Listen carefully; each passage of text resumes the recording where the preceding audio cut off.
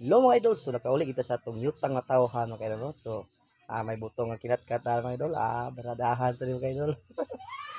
Ano itong ipangita mga idol. No? Pagkatas mga idol, bakay itong yuli mga idol. No? Maniltil na itong mama mga idol. No? Busy ka nang pagpili sa mga talong mga idol. No? So, yan na mga idol. Kwarta na mga idol. No? Kinabuhi sa magsasaguma diri sa bukid mga idol. No? Ang talong mga idol. No? Gagmay ng bunga mga idol tungod sa kainit mga idol kay uwan mga idol. Hindi ara si kuan mga idol. Tunay ka Bilyada Lopez mga idol.